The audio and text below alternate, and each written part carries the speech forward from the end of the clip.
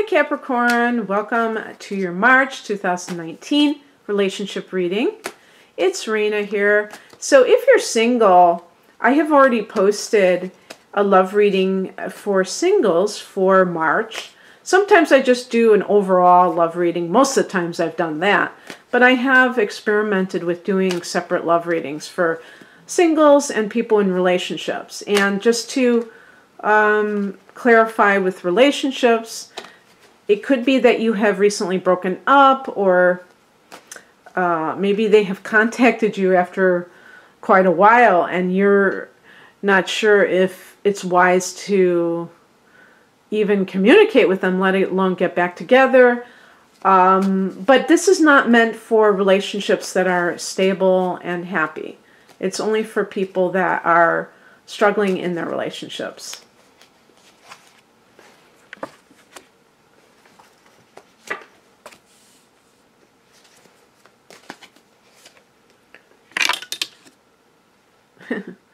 That sound that you hear is my power cord being knocked out.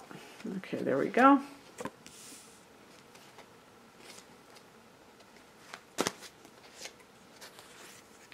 A lot of swords here. Well, maybe I'm exaggerating because that's only the second one.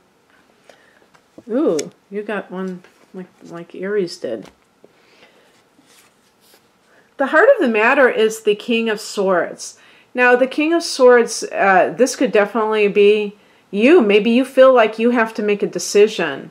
The King of Swords can sometimes be like a judge who has to make an unemotional decision. So, I mean, if a divorce has been bandied about, or you've actually kind of made the first moves towards maybe getting a divorce, perhaps that is something that is going on for you. But in any case, this card can point to you feeling like you have to be devoid of all emotions in order to do what you need to do. And perhaps in the past you have been emotional and you're almost having to force yourself to be logical and not allow your emotions to get the best of you. In the past position, and by the way, this could also be an air sign individual. So Libra is the one that I think overall for you that you are attracted to, but it could be dealing with an Aquarius or a Gemini. And that person may be treating you rather indifferently, and that's part of the problem with the relationship. In the past position, we have the Death card. So there may have been something that was almost unforgivable from your end. Or maybe that's a little bit extreme. I would say that something may have been the final straw, or should have been the final straw, and that it is over, but for some reason you're not able to move on. One reason is because you may feel this sense of, if you have children, that you owe it to them to stay together. The higher message is the Three of Pentacles. This is the Architect's card. I wonder how many Capricorns know that your sign is associated with architecture. But it makes sense because Saturn is associated with structure. Okay, so whether it's the body, the skeletal system, or you know, any kind of structure in society, different systems, governments, and things like that. In relationships, what this would mean as a spiritual message is that you have to build a relationship on solid ground. Now, it wouldn't make sense, it doesn't really compute to be lecturing a Capricorn about this, because typically you have a lot of common sense, so this wouldn't be lost on you. However, depending on who you are, you may have a blind spot in your life, and it's in the area of relationships. I mean, I can't say that for sure, but if so, it might make you a little bit less adept at falling in love with people that are good for you. You may have like this tendency to fall in love with the wrong kinds of person. What crosses you, so this is your challenge, is represented by the Seven of Cups. And this is a card that can be about a lot of delusion when it comes to decision making. And this, with the King of Swords, I feel like there may be some kind of decision that you are really being pushed to make. Maybe this is like a crossroads for you, but you still are resisting. And with the Seven of Cups, you may be hoping that somebody's going to change, and it's really unrealistic of you to think so.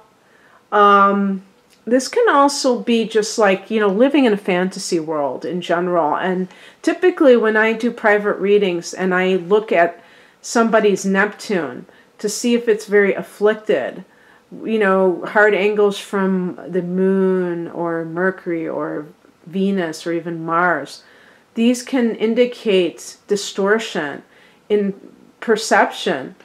And some people, I have met people who are like this, and it's really crazy making to be on the other side of it, where you could even be like a friend, where you know you have a friend who always has problems with relationships, and they keep picking the wrong person time and time again.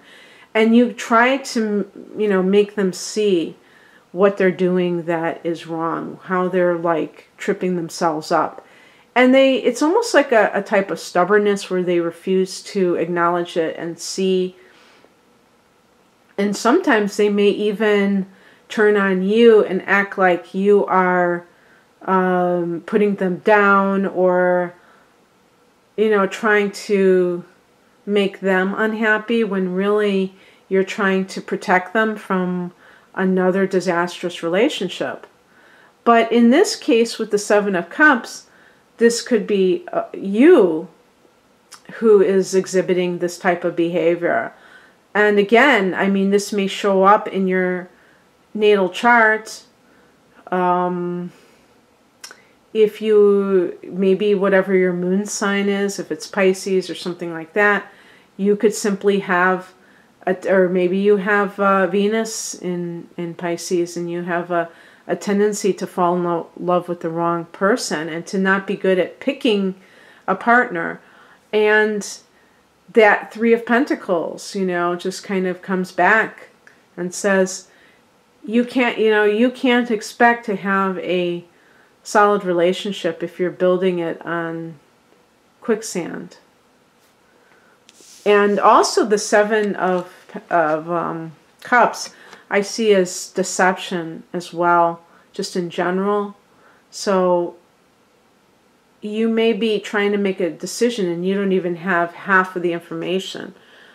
What's coming in, this is perfect, a perfect antidote to the Seven of Cups, which is the Ace of Swords. This is clarity, gaining clarity, and it's Ace, so it's like being able to move forward. Finally, maybe you've been trying to get to the truth, and you will, for some reason. Something may come out. Okay, let's see here. I'm thinking of some kind of transit that may be kind of like indicative of that. Well, in March, Uranus leaves your fourth house of home and family, Capricorn. So this may be what has been a transit that has kind of wreaked havoc on your family life. And perhaps there have been very unpredictable things in the area of your family, and this could include your partner if you have children, and you may and it could even be like connected to career as well as your life in general, but it had an impact on your family. For instance, if somebody loses their job, then they may have to move into a different dwelling. That is so they can save money if they were, paying a lot of mortgage or something, or a lot of rent. So there may have been a lot of upheaval, let's put it that way, with your family, and therefore it stressed out your relationship. But I have a feeling that you may have also been the victim of somebody who was not being honest with you. And now you are understanding exactly who they are so that you can let go. So that the Death card representing the transition, you can make that transition into a new life. And great. Perfect. The outcome. The Fool card. So if we look at timing, the new moon in the 4th house on April 5th. Maybe this will be the beginning of a lot of good things for you. Of course, Capricorn, it goes without saying that you have had many transformative things happen to you in the last 11 plus years. But even so, and I'm not even talking about Pluto and Capricorn, I'm talking about having Saturn in the 12th house in Sagittarius between 2015 2017. That might have been the dark night of the soul. And now Saturn is in your sign, and you can definitely appreciate Saturn in your sign more than most. So this is giving you a lot of needed structure and support for making plans for your future. And so sometimes you're going to have to also decide whether or not you're going to remain with somebody in your future, because they could threaten some of your best laid plans because of their instability. So just keep that in mind if you're still having a little bit of trouble. I think you're seeing the light, though. And the Fool card is about starting off. You don't know where you're going, but you just know that you need to have a fresh slate. And you're willing, you're open to whatever comes your way. Typically, Capricorns are very organized, and if they're going to travel, they have an itinerary. And you might throw caution to the wind and say, you know what, I don't even know what's happening, and I don't care.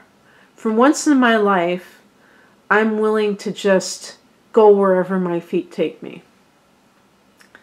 And of course, travel light, and that can also be symbolic of letting go of emotional baggage.